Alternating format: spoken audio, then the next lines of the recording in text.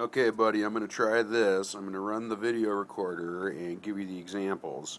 This would be like a page one of it, and my example is the Big Bite Sandwich Company. Basically, your HACCP plan is going to give the scope, and so it says the process plan covers the manufacturer ready to eat chilled sandwiches. Yours would be all about bottled water.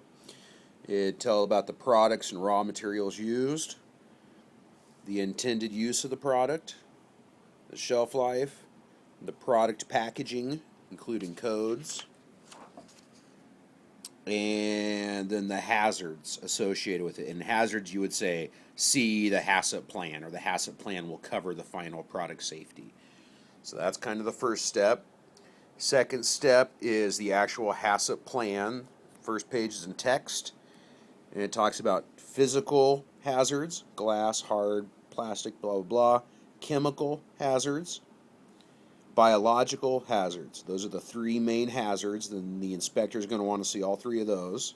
And then allergens is kind of the new hot topic. You better include that. So those four things are the hazards.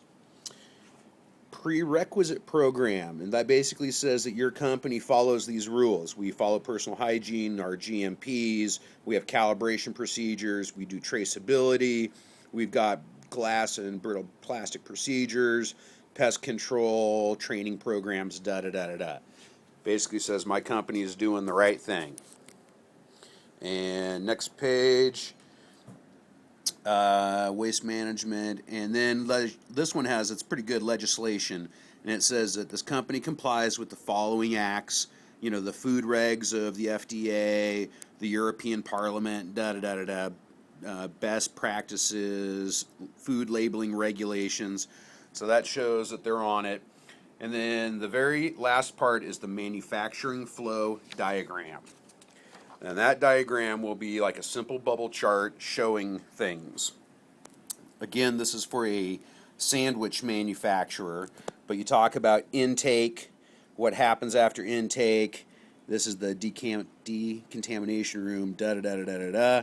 You draw a flow chart, and the flow chart will identify areas that are either control points, where you do treatment like a carbon filter or a micron filter, or a critical control point. And a critical control point is that point where it affects food safety. So you've got the flow diagram, and it labels either CP for control points or CCP for critical control points. And then you got a little explanation of that, like a table that says, hey, my control point, on this one they actually listed out by step. Step one is undoing everything. You don't really need to do this, but you need to have a list that says, control point one is a carbon filter.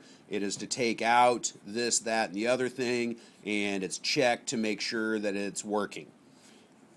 CCP, critical control point number two, is the ozone injection, and it's ozonated, and we monitor, we test it, and then we test the finished product to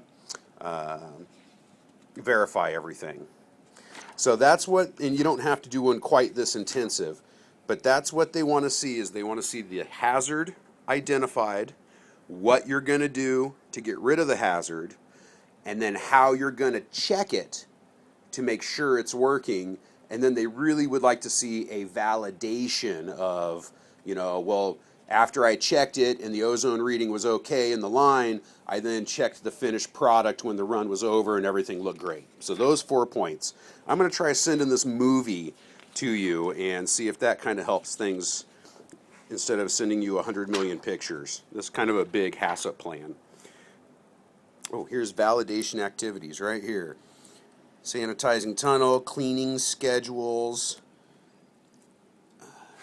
testing criteria, targets. So that would all be good validation stuff. And then verification activities would be like an audit of your system. You investigate trends like complaints, monitor your results. You service and calibrate your machinery. These are verification activities. Anyway, I'm going to try sending you this here thing. And the very last thing, in your HACCP plan, you got to state that you keep all your records, Company shall document all records associated with the HACCP plan, retention time, filling method, storage location, and person responsible for the disposal. And then the very last thing should be HACCP review, stating that you undertake a review of your HACCP plan annually, or based on customer complaints, or based on change in raw materials, or change in process, or change in equipment. All right, I'm going to send it. We'll see how it goes.